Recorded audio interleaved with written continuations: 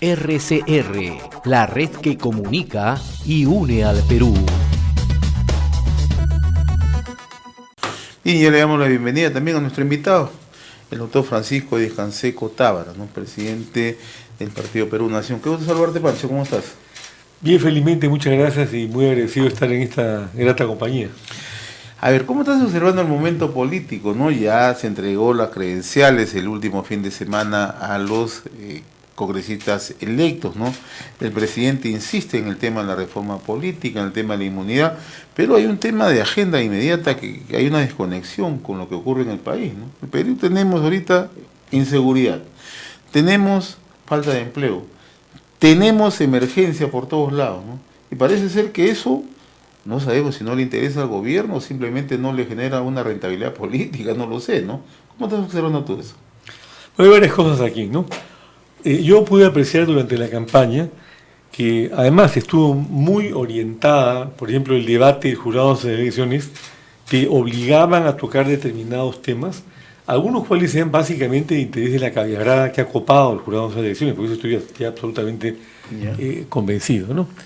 Pero no los temas centrales, que justamente están referidos a las necesidades inmediatas de la población. La otra desviación que ha habido es que se ha confundido a la opinión pública sobre cuál es el papel del Congreso. ¿El Congreso qué puede hacer entre hoy y el año entrante?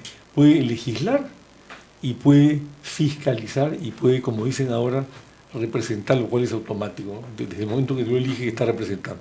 Entonces, el Congreso en este momento lo que tiene que hacer esencialmente es fiscalizar para que se ejecute el presupuesto de 177.000 millones de este año en las áreas fundamentales de seguridad, de salud, de educación y de justicia.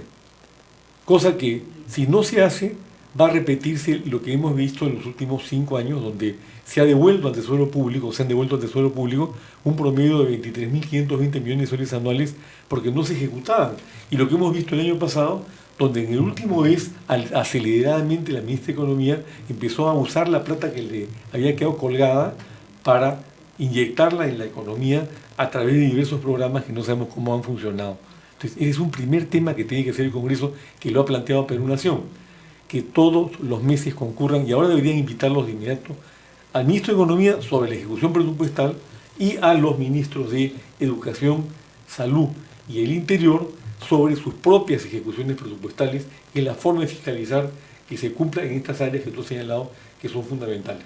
En el otro lado, la reforma política. ¿De qué estamos hablando? De eliminar la inmunidad parlamentaria para que sea controlada ¿por quién? Por el Poder Judicial altamente corrupto, que tiene ahora un organismo llamado Junta Nacional de Justicia, presidida por un ex ministro de Humala, que ha firmado 50 papeles a favor de Humala y que ha tenido la osadía de meter en su consejo consultivo nada menos que a García Sayá. ¿Qué esperamos de ese poder? Y ese Poder Judicial es el que va a reemplazar al Congreso para dictaminar sobre la inmunidad parlamentaria. ¿Eso es lo que se pretende? A mí me parece que es un absurdo, o es otra caviarada. Y por otro lado, ¿no es cierto?, tenemos dentro del contexto de la famosa reforma política, quieren eliminar el voto preferencial. El voto preferencial, al final de cuentas, no es el que ha generado que se vendan las curules.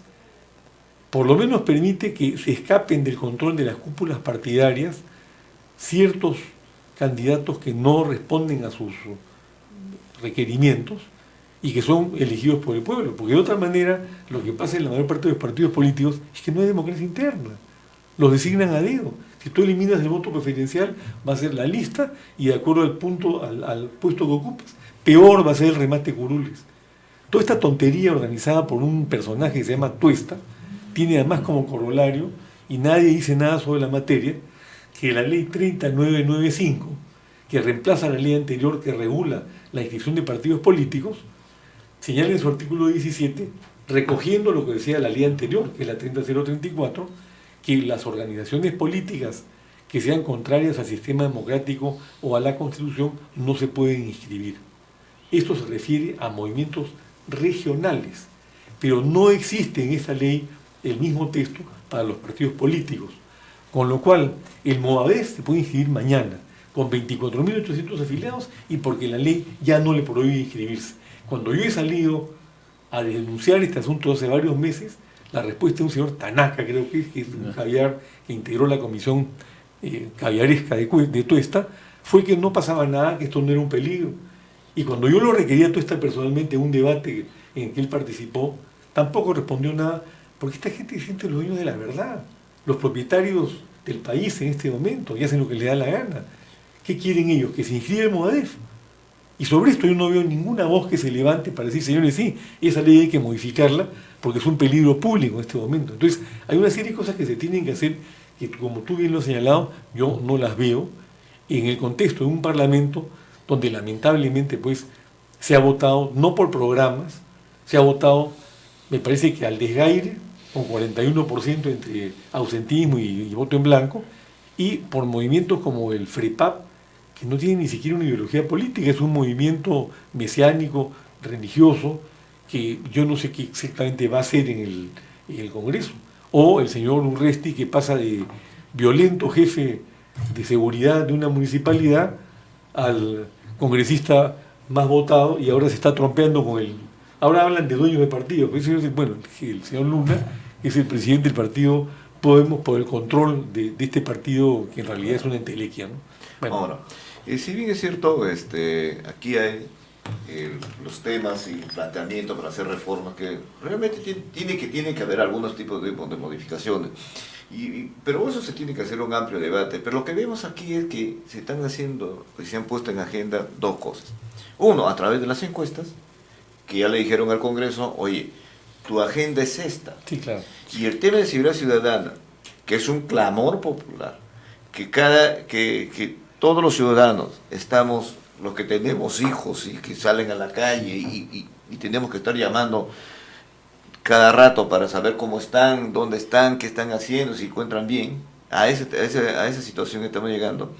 Supuestamente en esa agenda, vía encuesta, está en el cuarto lugar. Porque lo primero tiene que ser las reformas pendientes. Y las reformas pendientes son lo que mencionó José, ¿no? La reforma para dejarlo sin inmunidad al Parlamento, ¿no? Y en todo caso, para adelantar, ¿no?, aquellos temas que se consideran que deben ser aplicados en la siguiente elección.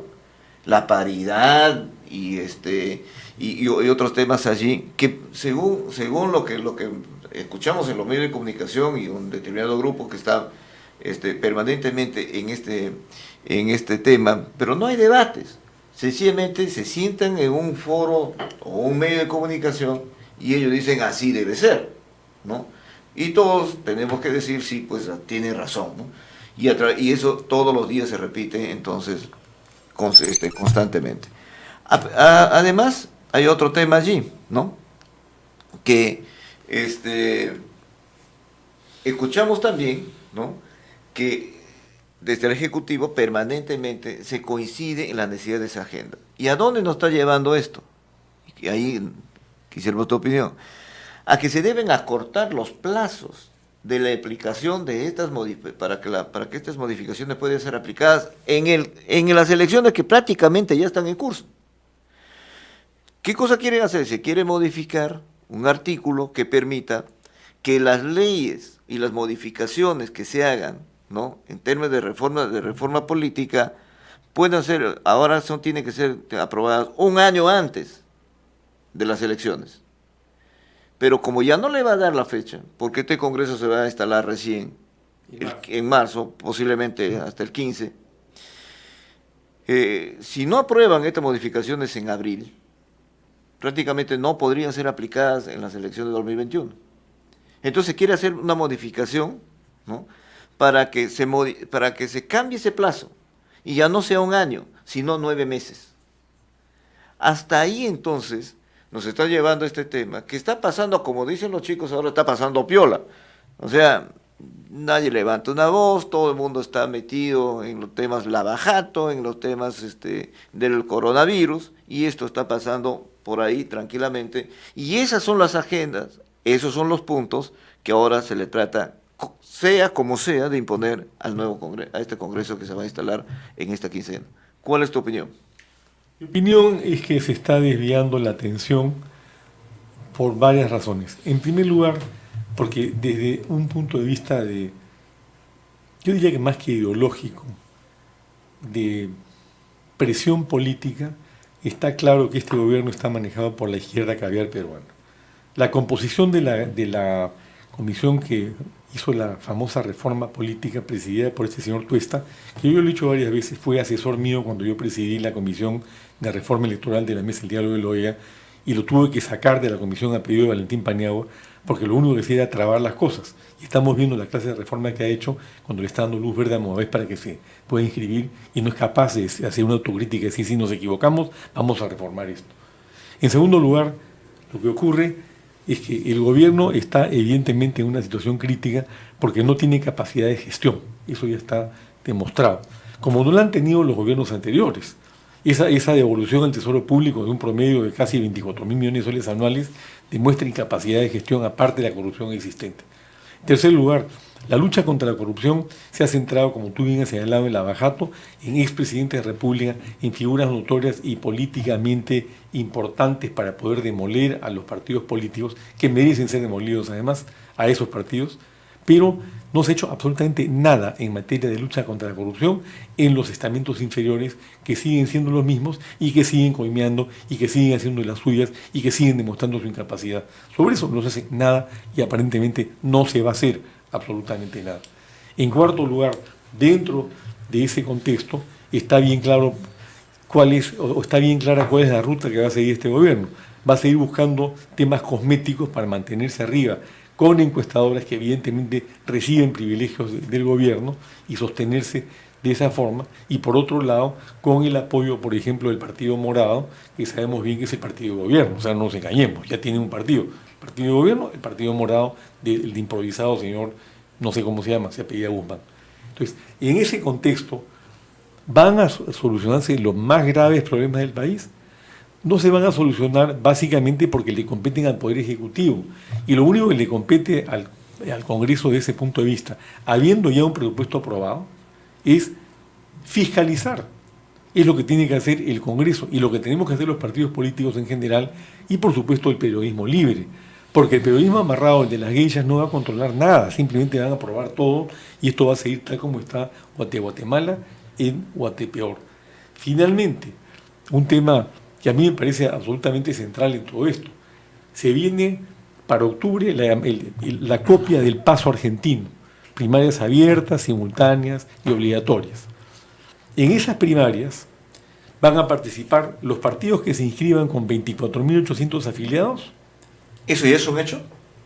Bueno, eso es un hecho, eso sí es un hecho. Las primarias de octubre son un hecho. Entonces, si hay, hasta ahora que yo sepa, no hay partidos de 24.800 afiliados, que son los nuevos, o los partidos que estamos inscritos de antes, participamos solamente para pasar una valla que se ha creado, una pre-valla del 1%, que si no la pasa un partido ya no participa en las elecciones de abril y pierde nuevamente la inscripción. En el camino hay otra norma. A nosotros en Perú Nación nos llegó una comunicación de la OMPE hace unas semanas indicando que tenemos hasta el 9 de abril para completar 24.800 afiliados, o si no, perdemos la inscripción. A pesar que las tienen ya, a pesar que tienen la... Nosotros tenemos 16.000 afiliados. Ya, y entonces, hay que llegar ¿esta no es una duplicidad? Pues es una duplicidad, te voy a decir por qué.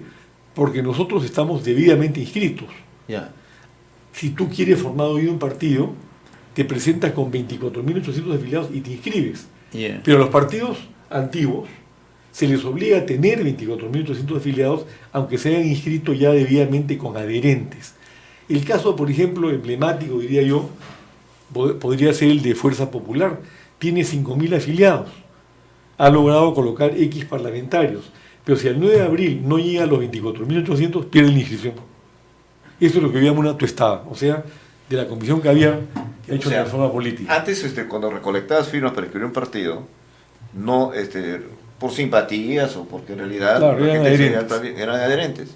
Pero ahora te exigen que sean afiliados. Afiliados. Pero ¿cómo tú puedes recoger en la calle afiliados cuando eso necesita un proceso? Para ser un afiliado no es que tú te vayas a la calle y le preguntes, ¿quieres afiliarte a mi partido? Sí. No, se supone que tiene que pasar por un proceso, tiene que conocer el partido, tiene que conocer quiénes son los dirigentes. No, y te exigen militancia, quiénes ¿no? son los líderes. O sea, hacer un ejercicio, como dice José, de militancia. ¿Cómo? Claro. Eso no se... No, y lo absurdo, ¿sabes qué cosa es, Carlos? Que, como te repito, bueno, en nuestro caso, nosotros estamos debidamente inscritos. Tenemos además 16.000 afiliados, pero ahora estamos en campaña de captar más afiliados para completar los 24.800, porque si no lo logramos al 9 de abril, perdemos la inscripción. En tanto que a quienes quieran crear un nuevo partido, y nosotros nos hemos inscrito con 165.000 adherentes, y hemos obtenido en esta elección 250.000 votos. Pero a los nuevos solamente se les pide 24.800 afiliados y se inscriben igualito. O sea, una cosa absolutamente contradictoria, incongruente, solamente cabe en la mente febril de un personaje como este sujeto, ¿cómo se llama? Tuesta, que fue el presidente de la Comisión Política, de la Comisión de Reforma Política. Pero además, ¿no es cierto?, hay la primaria abierta, que es en octubre. En esa primaria abierta, los partidos que ya están inscritos y que han completado los 24.800 afiliados, o sea, se les ha exigido más que a los nuevos, van a participar solamente para obtener no menos del 1%, con lo cual quedan habilitados para participar en la elección de abril del año entrante. Los partidos nuevos tienen que participar para elegir su plancha presidencial y para elegir a sus candidatos al Congreso a través de una primaria abierta, donde participan todos los votantes de todo el Perú. Pero ahí hay Entonces, un ¿para qué riesgo. les piden afiliados?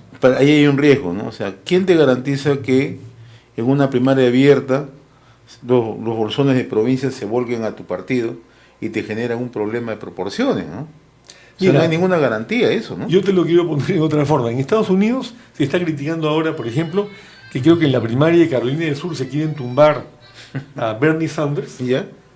y que Trump ha dado la orden, como es abierta, a los republicanos que voten, quieren levantarlo a Bernie Sanders porque consideran que es el peor candidato. ¿Ya? Además se declaró socialista. Claro. Entonces, para que tumbarse la candidatura demócrata, Trump aparentemente ha pedido a los republicanos de Carolina del Norte Que vayan a votar por... que voten por Sanders, para que salga el peor candidato. Ahora, en un país como el nuestro, y estamos viendo lo que ha ocurrido en esta elección, donde por lo que yo llamo la cultura de la desinformación, Así es. han votado por el FREPAP, han votado por Podemos, o sea, es una cosa... Bueno, Van a funcionar ¿qué los se puede portátiles. esperar? ¿Qué se espera Será la industria de la la- primaria abierta de octubre? Será la industria de los portátiles, pues, ¿no? Sí, No, pues, pero también es- Abrir otro mercado informal. Yo te ofrezco, oye, yo tengo 3.000 personas que están listos para ir a votar.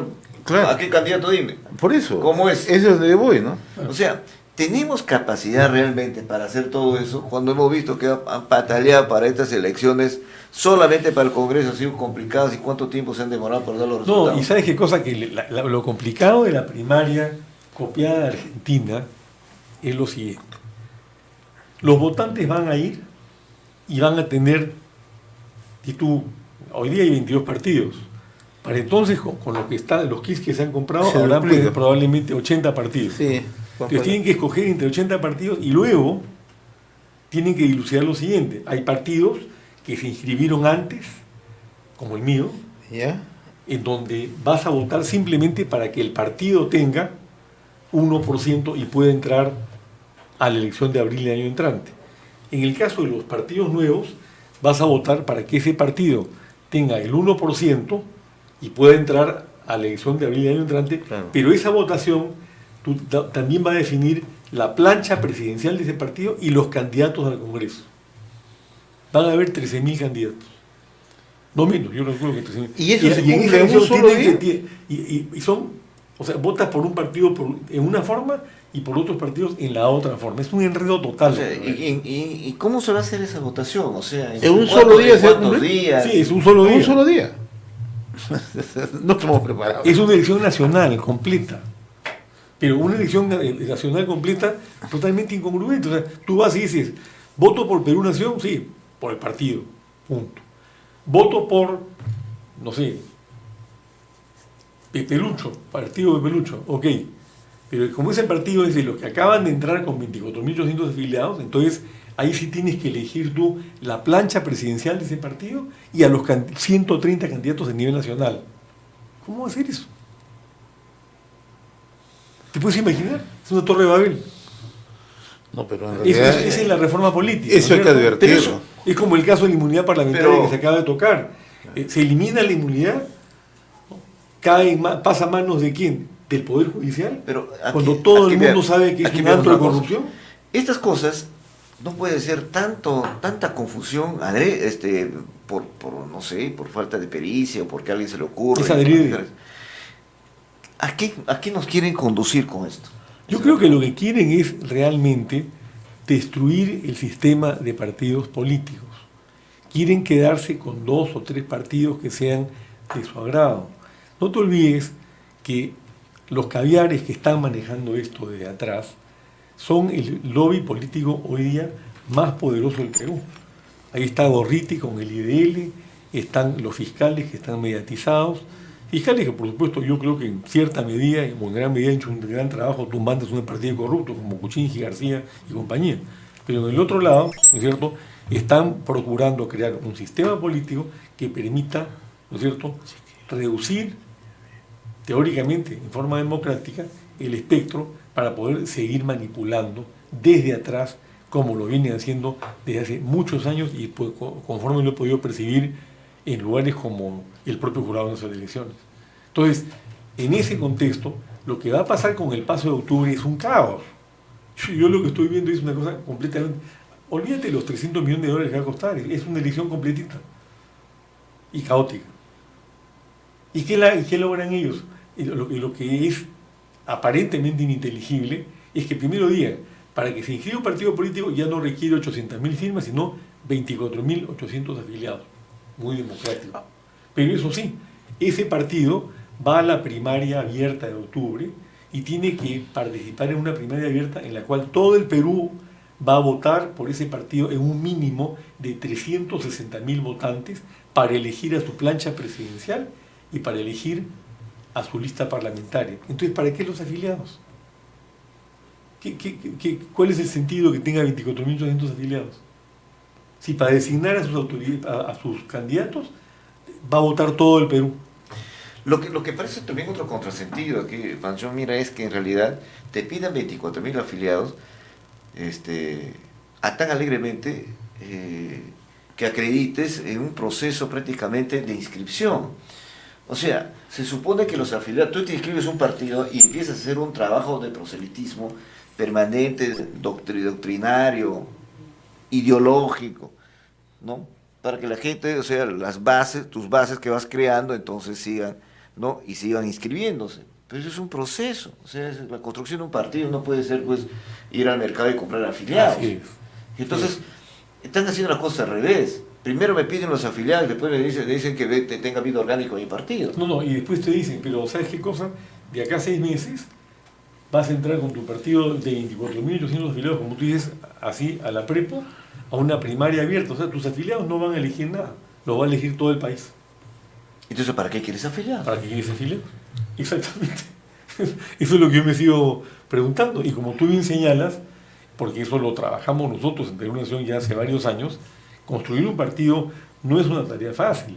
Por Sobre supuesto todo que no. Un partido, no una maquinaria electoral, que es lo que hoy día existe con la chapa de partido en la mayor parte de los partidos políticos que están hoy día representados a nivel nacional. Entonces, esta reforma es una reforma manipulada, yo creo que antipartido, absolutamente teórica, manejada por un grupito de gente que en política, y como tú bien señalas, en la construcción de un sistema político eficiente, está completamente en la calle. Ahora, porque en realidad no es que no haya habido reglas, se han puesto reglas, incluso para elegir a la plancha presidenciales en elecciones anteriores. Pero siendo estas reglas no tan exigentes ni con este nivel de detalles y estas cosas alambicadas que se están presentando ahora, la mayoría de los partidos no podían cumplir ese requisito. Hacer una asamblea para designar entonces los candidatos y todo lo demás, y finalmente salga la plancha presidencial, porque la situación de los partidos políticos en el país es muy débil, o sea, está bastante complicado, o sea, no tenemos un sistema, no tenemos partidos políticos que estén preocupándose permanentemente por construir una institución, ¿no? Bueno, Duradera. nosotros sí, yo te lo quiero decir. Lo que te digo es que en realidad, cuando me digo no tenemos, porque hay partidos que están trabajando, que están formando, que están haciéndose, ¿no?, en el tiempo, pero no vamos a poder hacer, como te digo, de la noche a la mañana. Y la pregunta también que te hago aquí, Pancho, es ¿por qué hemos llegado a esta situación? ¿Qué ha pasado entonces, ¿no?, con nuestra clase política, con nuestra clase dirigencial en el país? Yo lo que creo, mira, básicamente es que luego del no corrupto, pero muy mal gobierno de don Fernando Belaúnde Terry entre el 80 y el 85, sabemos cómo terminó, ¿no es cierto? Vino Alan García, que inicia una era de corrupción. Yo lo que sostengo es que entre el 85 y la fecha... Para esa fecha tú eres militante del partido. No, yo no era militante del Partido Aprista. O sea, ¿nunca militaste en el APRA? Yo milité en el APRA de Haya de la Torre. No, Y fui expulsado después de la muerte de la Torre con Andrés Tausen, Escurra ahí se produjo y se fueron a... y otros dirigentes del partido y formamos el movimiento de bases ayistas. Claro. El 85 hicimos una alianza con el PPC llamada Convergencia Democrática, Exacto, que a mí me permitió llegar al Congreso con la primera votación preferencial de todo el Perú. Y estuve, por supuesto, en la oposición al corrupto e incapaz gobierno de García Pérez, ¿no?, de cuya remembranza hay poco recuerdo hasta ahora, porque todo el mundo habla del gobierno, del último gobierno, tratan de defender sus actos de corrupción y nadie se acuerda de lo que hizo entre el 85 y el 90 que destruyó el Perú. Pero en fin, entonces el tema es, con del gobierno de García en adelante hemos tenido una cadena de presidentes corruptos. y el descabezamiento de los partidos. Exactamente, sin precedentes en la historia del Perú. Si tú retrocedes hacia atrás de García, te encuentras con un gobierno inepto, con actos de corrupción, pero no de parte de Belaúnde, que era un hombre honesto, y luego sigues retrocediendo, no vas a encontrar nunca una cadena de presidentes corruptos como la que tenemos desde García, pasando por Fujimori, continuando con Humala, prosiguiendo con Toledo, García de nuevo, Kuczynski y compañía. Ese es un récord mundial del Perú. El segundo punto que tú bien señalas es el descabezamiento de los partidos, del cual se encargó Fujimori. Pero se encargó también la clase política que participó en la elección del 90, en la cual el Fredemo era una especie de campus de la frivolidad y también de la corrupción, y en donde García ya había destruido al país, y emerge un gobierno como el de Fujimori, semidictatorial, que por supuesto sabemos bien los actos de corrupción que cometió, eso sí, se ha puesto en evidencia después, y eso ha quedado ahí. Y luego, ¿qué viene? Viene Toledo, tremendo ladrón, viene Humala, tremendo ladrón, viene García, tremendo ladrón, viene Kuczynski, tremendo ladrón. Eso es lo que hemos tenido. Se enseña con el ejemplo. El ejemplo de lo que veíamos la subclase política peruana en los últimos 40 años ha sido depredador para la situación del país. O sea, el país, no tanto el país, el tesoro público como botín, como recompensa para... Como lo dice un analista muy interesante, una revista que te recomiendo que se llama Foreign Affairs, hablando de la corrupción a nivel internacional, dice, en América Latina, no menciona específicamente el Perú, habla de varios países, los partidos políticos llegaban o llegan al poder para apoderarse del botín, no se corrompen en el poder, ya son corruptos. Llegan para apoderarse del botín, y eso lo sabía muy bien Odebrecht, porque Odebrecht coimeaba antes. Estamos viendo el caso de Fuerza Popular y Keiko o los otros. O sea, iban previendo, estos van a llegar, a esto lo vamos coimeando de antemano, para luego adentro manejar las cosas como... Parafraseando la defensa preventiva, la coima preventiva. Exactamente, la prisión preventiva es la coima preventiva. Entonces, lo que ha ocurrido en el Perú es este proceso que yo creo que se inicia muy atrás en la medida de la crisis de los partidos. Yo me acuerdo, por ejemplo, mira, el 90, estuve unos meses adentro del Fredemo y pude ver la frivolidad, los manejos, la corrupción, el desastre, y me retiré. O sea, mi partido se retiró de esa alianza, que fracasó cuando tenían, bueno, usando la famosa frase de Acuña, plata como cancha, tenía un canal de televisión propio que era el Canal 4, etcétera. Tenían todos los herramientas, y surge un chinito desconocido que en las últimas 8 o 9 semanas, levantó y pasó a la segunda vuelta. Entonces, esto es lo que también ha venido ocurriendo. aparecen personajes como Toledo, que yo me acuerdo hablando con un prominente miembro del gobierno fujimorista. Yo les pregunté, oye, ¿ustedes por qué le hicieron en el 2000 campaña de demolición a Andrade, a Castañeda, y no tocaron a Toledo?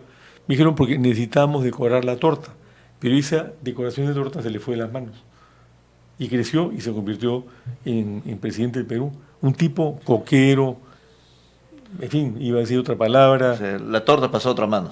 La torta pasó a otra mano. Se quedaron y de sin repente, tajada, los de Guatemala promotores. y Guatepeor, ¿no? Luego, el caso de Humala, hemos visto la frivolidad siempre acompañada de incapacidad de gestión y, por supuesto, una corrupción rampante. ¿Qué pasa con García?